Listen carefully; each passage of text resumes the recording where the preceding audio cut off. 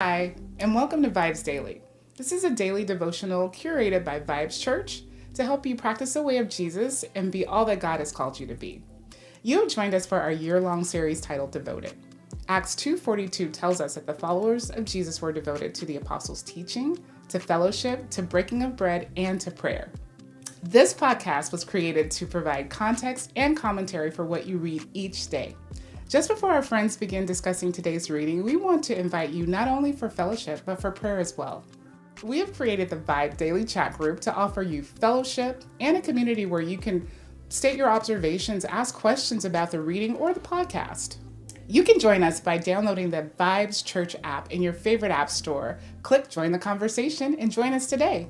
And finally, we hope that you can join us for prayer. Prayer happens Monday through Friday, and more information on that can be found on the VIBEZ Church app under prayer. Now, let's begin our conversation on today's reading.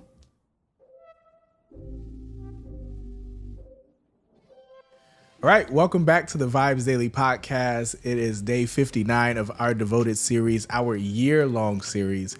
As we go through and journey through the entire Bible this year, we are in Deuteronomy, and I am back again joined by my wife, Victoria, my friend, Nakia. So excited to have them with us. Nakia's been rocking one of our merch here all week, so the We Love Because. So yeah, check it out. Get yours. In our app or on our website. Feel free to find it there. But yeah, let's pick up here in Deuteronomy chapter 23. We left off on a pretty rough note, particularly for the ladies in our community. But hey, God didn't leave us out, didn't leave the brothers out. Chapter 23 starts right with some rough descriptors for us guys here. So yeah, let's just talk about, as we look at today, we're going to go from 23 to 26. There are 4 different chapters. Mm-hmm. Those 4 chapters cover a lot of just different laws. Mm-hmm. They don't really necessarily have a theme to them. Mm-hmm. It's just kind of different things we'll come across. And so rather than diving into each of them specifically, we'd love to just take chapter by chapter some of the things that just jumped out to you guys specifically here. If there's something that we don't cover in that time, again, let us know in the chat or reach out to us because we'd love to offer some additional observations. But let's just look at 23. I'll summarize kind of some of the laws we see, kind of who can be included and excluded. It starts with kind of excluded from being in the presence of God. It's kind of a lot of it. Also kind of talks about reaching out to the Edomites and these people that are kind of their siblings essentially, or their cousins is the way we would know it. Deals with some cleanliness things, talking about runaway slaves, talks about prostitution and some of that, keeping vows. That's some of the laws we kind of cover. Any of those in particular jump out to you as something that was interesting or particularly insightful? Yeah, I just think it's interesting that, like, as we were reading through scriptures, there are certain things, certain nations that he continues to point out and remind them, like what they did, like take out the Amalekites because remember that they did this to you. Yeah. Or like, don't let the Ammonites or the Moabites into the assembly because you remember, like, they didn't meet you with bread and water on the way, and they're the ones who hired Balaam to curse you, right? Yeah. And so I do love that it's like this reminder, because he said a lot of them might have even been children when these things happen. And so once again, it's like this reminder of like, okay, these are the people that did you wrong, and God's a just God, and so he's like still seeking his justice here. Yeah. I mean, I think verse 7 reminded me of, obviously, at the end of Leviticus, I believe it was, where they tried to pass through the land of Edom, right, and pass through those people. And like God just really didn't give them permission. Like he just kind of like, when they said no, they couldn't, they had to just go around, right? Whereas like the Amalekites, I believe, who were later, like he helped them to conquer them. So it was clear that even back then that God kind of saw the Edomites as like, these are your people. Like they're your distant cousins. So you can't just treat them anyway. And so I thought it was interesting that he did kind of say like, don't hate them, don't despise them, but to treat them, as family. Yeah. This camp, my title at the beginning of verse 9 is uncleanness in the camp. Mm-hmm. And I thought it was really interesting here, where it's like when you're camped against the enemies, like to keep themselves clean and like away from evil things.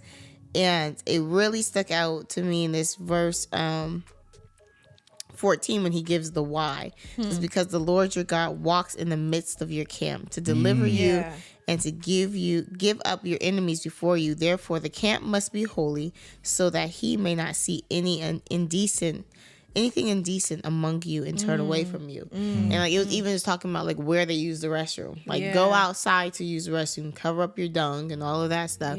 Like because the Lord walks in the camp. Like I love that. Like to know that like going out to battle, the Lord is literally present, walking in the midst of your camp. That was deep. Very good. And what did your Bible call that section? It said uncleanness in the camp. Interesting. Yeah, I'll say, we had a different section about keeping vows in Leviticus, I believe it was. I'm sorry, in Numbers. I keep confusing Leviticus and Numbers right now. Numbers is what we did most recently. But I think what I thought was interesting in this keeping of the vows here in chapter 23, which kind of starts in 21, was that he tells us just like not to be slow to keep it, which I thought was interesting, right? Like, keep your word and pretty much do it immediately. Like don't try to put it off and drag it out. And I thought that was interesting because again, I think like I don't know, I speak for myself, so I have a tendency to do that. To be like I'll get around to it, or I'll do that like eventually. Like I'll get to it. And so I don't know, I just thought that like do not be slow to keep it was a phrase that just really jumped out to me when I read it this time. And I thought it was interesting that it says, because I feel like I see this somewhere else in scripture. I can't remember where, but that it's almost better if you not make a vow. Right. Yeah. Because it's not a sin to refrain from making a vow, but once you voluntarily made a vow, it's a wrap. Like you're bound to it and you're expected to do it immediately and complete it. So it's almost better if you don't. Just don't make a vow. For sure. If you're not sure. Exactly. No, I love that. I love in verse 24 also where it's talking about like when you're in your neighbor's vineyard, it still like gives this community feel where it's like you can go and eat when you're walking along your neighbor's vineyard. Just eat as much as you want. Just don't start bagging stuff because it's not yours like that. Like, and you can eat as much as you want until you're full, right? But I love that because I feel when we live, I don't know, like everybody else, especially coming from California, like we live in a real stingy world. Like what's mine is mine. It's mine. Like certainly. Don't ask me for my stuff. Like don't even think about asking me for my stuff. Are you gonna pay for that? Right. How much you gonna give me for it? Like, you know, like we live in this world where it's not like community, like freely giving to one another. Yeah. And so I do love that. It's like, and he calls it like your neighbor, right? Like your neighbor's feel. And he probably didn't even maybe even mean the person right next door to you, right? But certainly. Like could have just been anybody within the next 10 miles, right? There's like so yeah, I think it was really interesting there. Yeah. I read it almost as like, if you come by, man, go ahead and like raid the fridge, the cabinets, like you find something to eat, take it. Yeah. But don't take no to-go boxes, right? You know what I'm saying? Don't start shopping up in there. Like don't. But this ain't your neighborhood market. Okay? Yeah, but while you're here, eat up. You know what I mean? But that's funny. That's good though. And it gives you this freedom to like be generous because that's a regulation. It's like, well, they can't pack up and take more from you than they need. It's just Yeah. But you may eat your fill of grapes. Yeah. Well, some more laws in 24. We're not done. Like I said, it'll be pretty much this whole day's worth of reading. Of course, we get divorce again. So we kind of talked about that yesterday, that this was going to come back up again here in 24. We get kind of what happens when, be careful with some skin disease, kind of what happens when there's a kidnapping, being, considerate of other people's kind of their needs and some things of that nature. Anything else in 24, or what in 24, I guess, stuck out to you guys? Yeah, I'm kind of jumping down to verse 5. So I'm jumping over the divorce part. But in my CSB Bible, it says that, like, if someone is newly married or man's newly married in the army, that he's free to go home. And in that version, it translates so that he can bring joy to the wife. And I thought it was really interesting. I was like, it's not even about like just him. Like it was just like, but in this Bible, it was like to be happy with his wife. Yes. And I love it that it's like more so just like enjoying one another, right? That. Yeah. Because sometimes in reading this, it seemed like women were more so as like property, right? Like property, or like if you don't like her, send her off, and you know, buy her, and you know, if something happened to her, oh wow, sucks, kind of, you know. But here it really did show that like the man should be finding favor with his wife. His man should be bringing joy to his wife, like there should be this care. Yeah. That's a good call out, because I think you said, especially the section that just followed, right? The verses that just follows. Yeah. I'm like, here we go again. You know, you can just dismiss her. Yeah. Okay. Yeah. And I, again, just for context, in the sense of like, you know, I'm gonna speak up for my God right now. Like, as difficult as these are, I think we have a lot of evidence that God values, loves, and appreciates women, right? Like, even when men didn't. Like, I thought it's interesting. Again, a lot of these laws are about like what men can do in those situations, but none of it talks about what God thinks about those women. And I think we have evidence that, like I said, if you think about Hagar, who was kind of mistreated, and like God sees her, right? You think about Leah, who is unloved. That's that unloved wife we just talked about a little while ago, right? Who God sees her and blesses her, right? Like, there are plenty of examples of where, like, even in the way that women were treated by men, which is kind of what a lot of these laws are built around, it didn't change God's valuation of women and like how he appreciated and what he loved about them, and how he saw them, even in those situations that felt unfair or felt where they were mistreated. Like, he still cared for them. So thank you for pointing that out. That's a sweet and gentle reminder. Not that I was over here beefing with the Lord, but it's just like, oh yeah, the woman at the well, like he loves us, he cares for us, he sees us, he does. Right? He does, even if man doesn't. So good. And it just even reminded me when you were speaking about, like, once again, back to sin. Like, this was a result of the curse upon woman, right? That was one of that was the curse. That she would want to be, you know, in the place of where her husband is, but her husband was going to rule over her now. And like, that was the first time we saw that in scripture.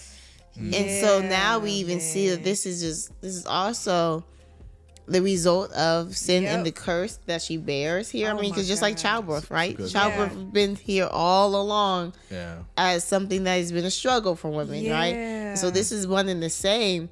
But he's like, well, as I created them, though, I created them in my image, right? Like, I created them with value. Like, I still created women. And so it's not an excuse to just treat them however you want to treat them. Just because, like, this is my judgment upon them. It's not for you to go and take it and run with and just neglect and mistreat these women, right? Because there's his original intent. That's good. It was never for the husband to rule in such a way, or men to rule in such a way, that was just the result of sin. That's good. That's a good reminder. So we got to take the Bible as a whole, right? As a whole. We have to. As a whole. That's good. Okay. Anything else in 24 that you guys thought was interesting? I think this is a little shout out to reminder of Miriam.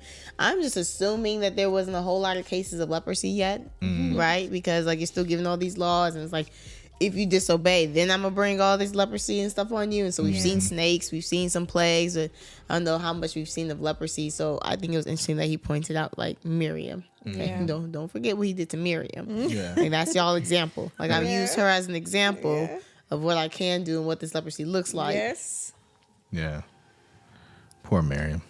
Listen, she didn't get a whole lot of love, but yeah.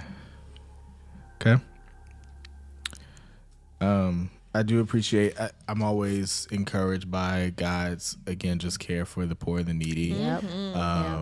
So every time we kind of come across something like that, it just always, not not just comforts me, but challenges me. Like it challenges me Mm-hmm. because again, God cares, so I should as well. And we see that time and time again. And so, you know, just even that little stuff of, I think you mentioned it when it came to kind of the grapes and stuff, but like it was this like heart of stop trying to like take every little bit that you feel belongs to you. Yeah. But again, be willing to give and be generous. And you know, I like you think about the day we live in now, right? Maybe it's the dollars that you give to the homeless person off the freeway, or it's the, you know, whatever, like that. Yeah, stop being stingy with those couple bucks. Like if you got some change left over after you bought your lunch, put that change in a tip jar, or give that change to somebody standing outside or whatever. Like it was just kind of this attitude of like, you have more than enough. I'm gonna give you enough. So that extra that just kind of, you know, you lose in the couch of, you know, the crap of your couch or whatever, like that extra should go to somebody else. Like let somebody else have it. Don't worry. If they find it on your property, they walk around, they find $5 in your driveway, it's theirs. Like don't worry about it. So but yeah, I just love that he just kind of always cares for the poor. It even made me think when you're talking, like, not every dollar really belongs to you, right? Like even when we do like our budgeting and we look at our account, like what we get, like our paycheck, like never mind, like the whole paycheck belongs to me. Like, or okay, I gave my tithes to the Lord, so the rest 90% belongs to me. And so to me, it just kind of seems like, you know, you said you can leave a little extra, like you cannot budget the whole 90. Budget 90, budget 87%, right? Like, and then leave the 3% for a way to help somebody or something. Yeah. That's good. Okay. Anything in 25. So 25, again, more laws. So a little bit of a theme. There's a couple laws that kind of deal with just like fairness and, you know, being kind of integrous and honest, right, with stuff. Then there's one that kind of deals with the family line, which is interesting. And then the Amalekites, you know, as you mentioned with the Edomites, eventually God calls and says, okay, be kind of Edomites, but these Amalekites, they got to go still. Don't forget what they did. But anything in 25 that you guys thought was interesting? Doesn't verse 4 just seem random? It does. And so all of a sudden we're talking about this ox. Where did this ox come from? What? I just don't know where this one-liner comes in. Yeah. Maybe I thought it should come at the end of 24. That makes it a little bit better. We're talking about vineyards and treading. You know, like, I don't know where this verse 4 came from. Yeah. I couldn't tell you. It's an afterthought. No. Right. It's like, oh yeah, my I meant to say, ox too. Don't worry about the ox. But anyway, let's go to these family lines now. Yeah. You know, they didn't have backspace back then. You know, so. I was on the tablet. Yeah, you could just insert. You could just move the cursor and insert later. You know, so it's just right. You gotta just write it. You gotta keep going. Listen, I'm even thinking, like, was it a hesitation? Like, the Lord said it, and Moses was like, I don't know if that was supposed to be in there. And the Lord's like, you better write about these oxes. Like, oh, okay, I'll write it right here. That's funny. There's probably some entire book written about that one verse. Right. And what it means and why it's there. We're going to look that up later. Got anything else? What's exciting to you guys in 25? I can't help but get just taken aback by no marrying in between families. However, if he dies and there's no sons, you marry the your in-law though to continue the line. I guess it's not the same as marrying your sister or your brother, right? It's like your in-law, but I still wrestle with that. I am still wrestling with that. Like, you take her and continue the lineage. I still wrestle because it's not our culture. So I'm so far removed. I'm so Western. Yeah. Yeah.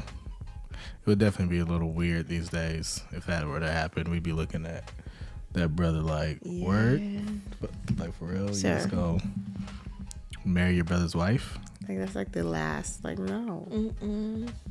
Your face.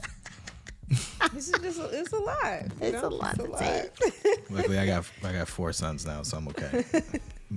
So You are. I'm good. I can go. The Lord can take me. I got enough sons to keep the name going. So good. I appreciate God's just emphasis on integrity and honesty, right? Because back to what we talked about before with kind of what was detestable with, you know, the occult practices and the omens and stuff, like he essentially in my mind equates dishonesty to that, right? Yep. Because Yeah. he says in verse 16, everyone who does such things and acts unfairly is detestable to the Lord your God. So again, there's this equation, or to me, he equates dishonesty to, you know, omens and sorcery. Witchcraft. sorcery, right? And Yeah. so, I think that just puts a weight to it. We know, well, we may not know. In Proverbs, is a passage where it talks about like the things that God hates, right? It's kind of a list of it, and a lying tongue is on that list. Like Right. that's something that like he detests, and so I just thought that was interesting that like little white lies or little, you know, whatever the case may be, that's still detestable to him. Jesus. Okay. All right. Well, last chapter today was 26. And again, a couple more. We deal with the first fruits again. Again, kind of common thing. Third year, all over again. That 10th piece. And then there's like this. Mine names it kind of like this summary, covenant summary of essentially, you know, this is what I command you, and follow these things. But what'd you guys find here in 26 that was interesting? I think verse 5 was interesting, where we get like an ethnicity to Abraham. Like in my Bible, it says a wandering Aramean was my father. I think the emphasis on the theme of harvest and offerings and tithes are consistent. This is just what you bring before the Lord. This is it says here, even when you bring it, they put it in baskets and they set it on the altar before the Lord. I feel like that consistently is what we see in reference to harvest. It's not a rule. It's not anything that's that you do as a ritual. You know, you do this as an offering, and it's always to be presented to the Lord. You know, just out of reverence. Yeah. Good. Yeah. And I love in verse 10 where it's like, now I bring the first of the fruit of the ground, which you, O Lord, have given me. Yes. I love this There it point is back. again. Yeah. Right? Like you mentioned it earlier. Yeah. That like this is this back, like giving back to what's God's already. Yes. And not forgetting that although I'm in this bountiful, plentiful land, they're not forgetting who gave it to them and where it came from. Yeah. Yeah. Good. And I love, verse 15 too, though. It's like this request of the Lord, like, look down from your holy habitation from heaven and bless your people, Israel. Yeah. I do love, like, it reminds me of kind of like that blessing that the Lord even want to speak over the people, that like, may his face shine upon you and like, look at us, Lord, like, remember us here from heaven. Yeah, I think 16 through kind of 19, again, just like God saying, these are my commands, and like you've affirmed that the Lord is your God if you walk in this way, right? You affirm that if you will do this, and then if you do that, then I will also affirm you, right? And I'll make you famous. Like I thought, that's what I just thought was crazy. I would elevate you to praise, fame, and glory above all the nations He has made. That you will be a holy people to the Lord your God, as He promised. Like I missed that. Me too. like He just, I'll make you famous. They will know you because of me, right? And so I don't know. It was just I loved this statement, this affirmation that God gives His people, and as we know, I mean, when He makes a promise, like He gonna keep it, right? So I love that piece there. It also reiterates, seek first the kingdom. Yeah. You know, and all of these things will be added. So it's like we don't even have to have this selfish ambition. Like all we have to do is obey the Lord's commands, and he's actually saying like, hey, I'll make you that guy for real. Yeah. Just obey. Good. All right. Well, that brings us to the conclusion of this day here. A few more chapters tomorrow, and one more day after that. So we're almost done. We're making our way through Deuteronomy. But again, appreciate you joining us. Hopefully this is helpful, even as we wrestle with this text. Yes. And you wrestle with this text. Prayerfully, this is something that's helpful for you. But come back, see us tomorrow. We'll continue reading through Deuteronomy. Until then, take care. God bless. Thank you for joining us for the VIBEZ Daily podcast. Be sure to like, comment, and subscribe on your favorite podcast platform or download our favorite, the VIBEZ Church app. Visit vibes.church/devoted for additional episodes, notes, details, and the latest merch. Join us next time as we continue our journey through the Bible. Take good care.